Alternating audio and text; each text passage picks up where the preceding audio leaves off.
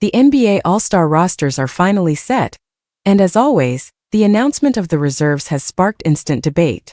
While the coaches got some big calls right, including some well-deserved international players in the new global format, one omission in the Western Conference is so glaring it's hard to ignore. Let's start with the most egregious snub: Kawhi Leonard. This isn't about sentiment. It's about a historic season being completely overlooked. Leonard is putting up career-best numbers, flirting with the ultra-exclusive 50-40-90 shooting club, and leading the entire league in free throw percentage and steals. His team has been one of the NBA's best for months. The side-by-side comparison with the player who likely took his spot isn't even a debate. This was a pure merit miss by the coaches, and it's a baffling one. He's not alone in feeling robbed. Out in Houston, Alperen Sengun is having a phenomenal year, averaging a stat line only matched by the league's MVP and another All-Star. His team is among the West's elite, yet he was left off the roster.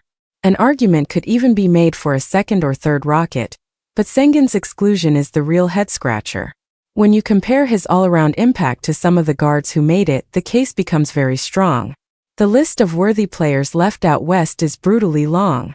Lauri Markkanen is a 7-footer averaging 27 and 7, and can't get a spot. That tells you everything about the historic depth of the conference this year. James Harden, the engine of a top-5 offense, also has a legitimate complaint.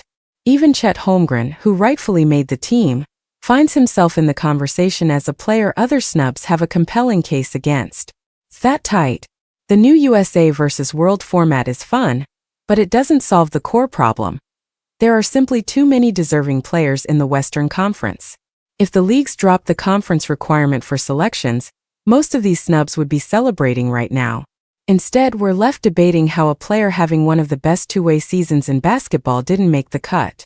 Over in the East, the decisions were less controversial, though not perfect. Michael Porter Jr.'s brilliant scoring reinvention in Brooklyn made him a worthy candidate who just missed the cut. The coaches wisely avoided the temptation to select Joel Embiid, whose dominant stretch was impressive but came after a slow start and in too few total games. In the end, the All-Star roster reveals always produce more questions than answers. They highlight the impossible choices in a loaded conference and remind us that even in an exhibition, recognition matters. For Kawhi Leonard and others, their extraordinary seasons will have to speak for themselves, because the All-Star badge won't.